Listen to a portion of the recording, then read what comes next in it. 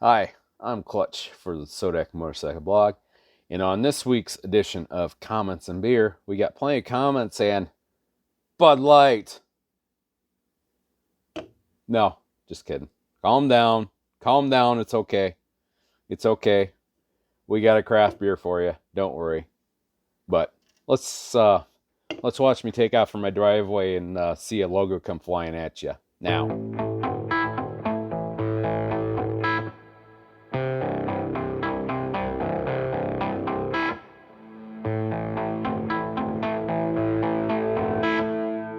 Good evening, everybody. You're with Clutch here from the Sodak Motorcycle Blog, and I'd like to thank you for stopping by tonight for another edition of Comments and Beer. Comments and Beer, this is the monthly show where I go through YouTube, and then I basically feature your comments, and oh heck, I'm losing my train of thought now. Like I said, we go through YouTube here, I feature your comments, and we talk about them, and also I drink some local craft beer. So, let's meet the craft beer, shall we? Oh, also, before I forget, my name is Clutch. I am your host here at Sodak Motorcycle Blog. We have weekly videos coming out, and we'll talk about a little bit more of that in a minute. But if you would, please consider subscribing to the Sodak Motorcycle Blog. I would greatly appreciate it. So, let's meet the beer tonight, shall we? And, well, first of all, it is not a Crow Peak beer. I just happen to have this little nice, cute little 32 fluid ounce Crowler from Crow Peak. Actually, so tonight's beer is actually from Dakota Point Brewing. I have gone there before. Originally, it was supposed to be Last Mile Brewing, but the way the day worked out, I didn't have enough time after work to go down to Last Mile Brewery. So I decided just to hit Dakota Point on the way home, make it quick and easy. So this one tonight, what I got here is a Pants Off Pilsner. It is 5.2 ABV, 36 IBU. It's a German Pilsner, as you'd expect. It's crisp, hoppy, dry, refreshing. This summer we are releasing our German Pilsner. This is right from Dakota Point's website. Pants Off Pils, a pale lager with prominent floral hop finish, and generous amount of German Saaz, S-A-A-Z, and Huel melon used in Whirlpool. Whether hanging on the beach or finishing up a mountain bike ride, this thirst-quenching beer will surely rehydrate you. Prost. So yeah, that's what the website says.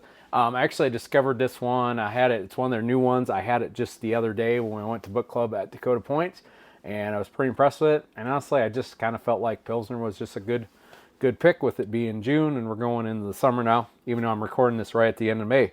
So let's go ahead and let's pour a glass of that bad boy in the old Broncos glass, which, this is probably about the best thing the Broncos have had the last year is this nice little glass I get to drink beer out of. But we're not going to get too much into that. But anyways,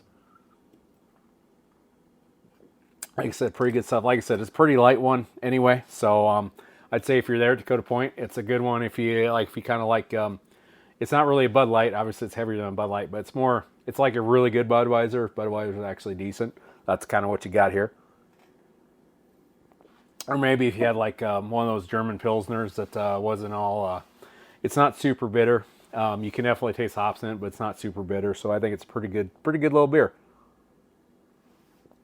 But anyways, let's take a look at these comments here, shall we? So this first comment comes from Sid Peterson 467 from a month ago. This is from my Love and Hate Sturgis Rally video. So, and he writes, from what I have learned, location makes the rally. The things I have heard about Daytona is the establishment does not support that rally. Sturgis supports their rally wholeheartedly. I have been going to the rally for 32 years. It is a great place to be. For me, I am in the hills for 15 days. So, thank you for that comment there, Sid. So, and I've actually heard this too. I've never been to Daytona. I've never been down that way. Actually, the only rally I've ever been to is the Sturgis Rally. So I've never been to one of them other ones, so I can't really, I guess I really don't have a frame of reference to describe it as. But from videos I've seen prominently in, I'm trying to think of the name of the motovlogger. why can't I think of his name? YouTuber, gosh, from Florida. I can't think of his name. I'm going to have to put it down below, and hopefully I remember to do that. So he actually has said the same thing, that it's much better up at Sturgis. The town's a lot more supportive. We do have a police presence up there, but you don't hear about, you don't see a lot of where they're just going down the street and they're just randomly picking people out to pull them over for the littlest thing, including what this motovlogger had as a story. Basically, the guy had reached down, pulled his sunglasses up so he could see maybe what was going on at the engine, and yep, didn't have eye protection on. So you don't generally see that in Sturgis. Sturgis is a lot more behind it. Now, granted, and like I said before, you still have a lot to deal with. It's still kind of a crappy deal for some of the citizens, but yeah, I think we're a little bit better at treating people. I think some of that is also kind of our part of the world.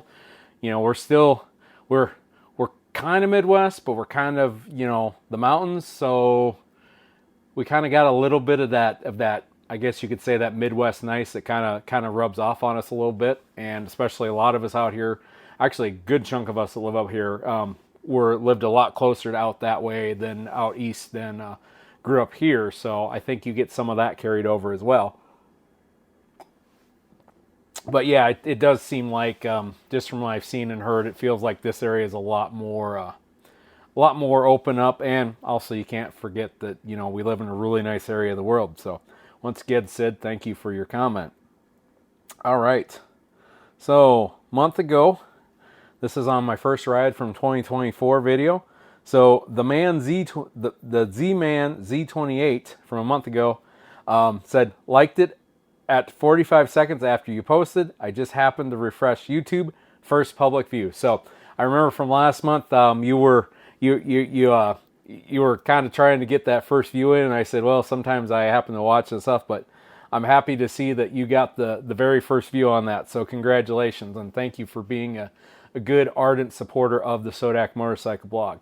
It's people like you that I very much appreciate, because those diehards are kind of what help you out. And I would assume, even when I have those videos with 20 people on it, I would guess you're one of those 20. So I wish I had something a little better to give you, but I really don't. So thanks for stopping by. Anyways, moving along. Charles Stoddard, 2458. We've had comments from him before as well. He says, your flannel looks like the 2023 Dixon Sturgis pattern.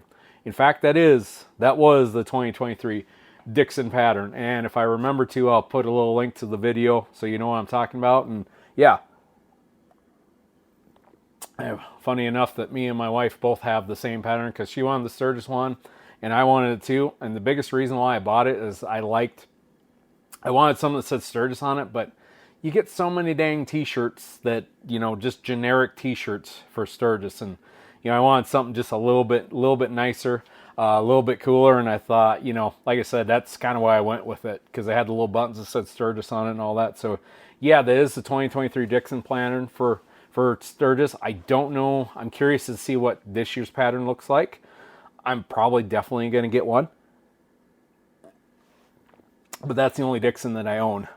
However, though, I did, about a month ago, I did buy my wife the Metallica Ride the Lightning fleece, which honestly, or flannel, and honestly, I'd really love to have that, but I don't really want to have the same exact one as my wife. We already kind of did that once, and we'll probably do that again with this year's Sturgis edition of the flannel. But I would definitely check that one out too. That one's a pretty cool looking flannel. So, and I'm not sponsored by Dixon. I'm not anything like that. Although Dixon, if you're listening, definitely be open to. Although I'm probably too small for you, but they got some pretty good ones. So go check out Dixon flannel, and they're not a bad flannel to have. And I definitely think they probably are worth their price tag. They're a little bit more spendy than a flannel you get, but for the most part, they're actually a good high quality flannel. And mine's held up pretty well so far from riding around. So, but I do kind of wish you could make like a rider's edition of it, where you could have where you could put like your body, you put your CE armor and stuff in that. But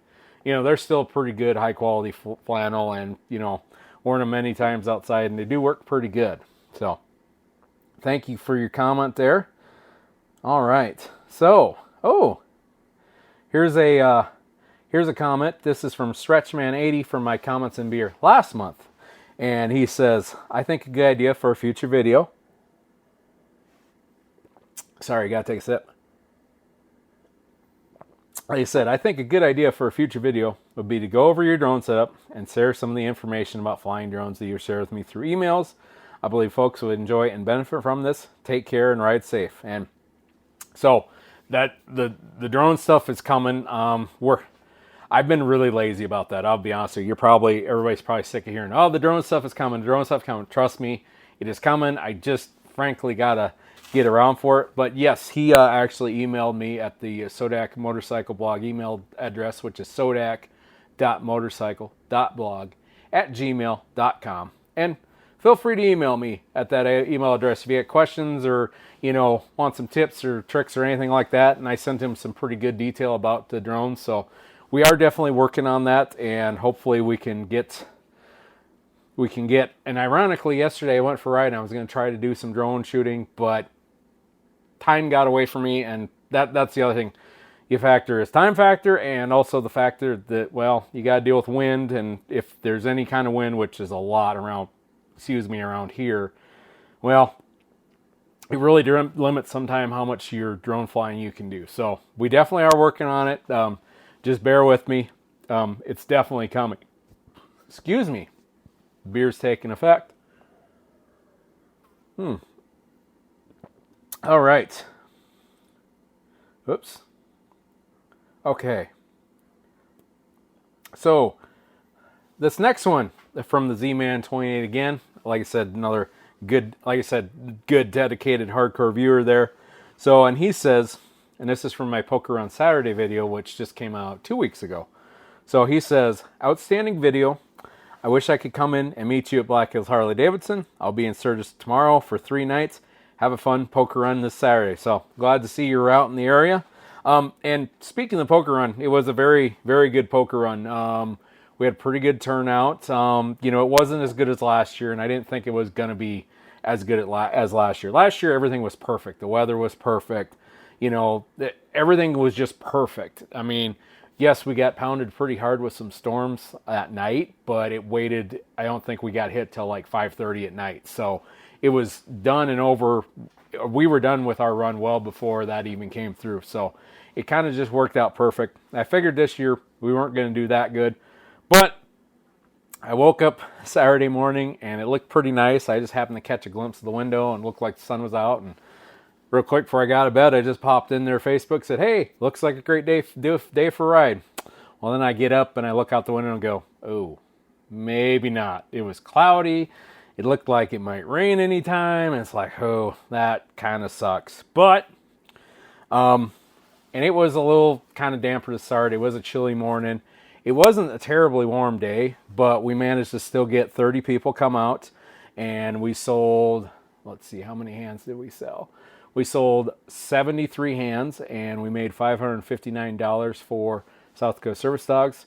And in addition, my wife and a friend of hers, they worked the bar, and they made, I think today's, so it was like 320 something, is what they made off of the tips from the bar, which it was a free will offering for the beer. And they made well over 300 for them, and they said it was one of the best days they ever had with the beer. So frankly, we had some pretty good bartenders help out. Either way, the important thing is all that money, well over $500, like almost $900 went South Coast Service Dogs. So that's definitely awesome. So thank you for the comments, and don't worry, I'm sure we will, if you keep coming back to the area, I'm sure we eventually will link up. Which, by the way, if you really want to link up, next year, Saturday before Memorial Day, May 24th, 2024, we are going to do our next year's poker run. The route's from Northern Hills. We'll reveal the stops later, but we're going to start and end in Black Hills Harley Davidson, just like last year. I already talked to my contact at Black Hills Harley, and they have us penciled in for next year. So that's the day we're going to stick with, and it's been a really great date for us to work with. So, especially because a lot of the groups that do poker runs, they really avoid that Memorial Day Saturday. So we're kind of been able to kind of carve out our own little niche.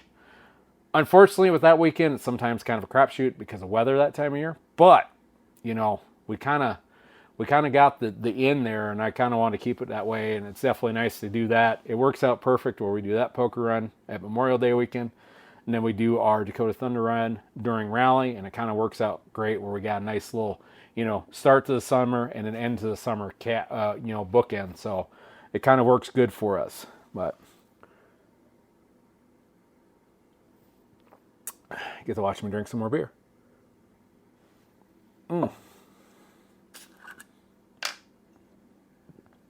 And beer pouring. Yay! Just what we want to see. Me pouring beer. On today's episode of Comments and Beer, Clutch pours beer. I'm sure I poured it wrong. I don't know. Anyways. Alrighty.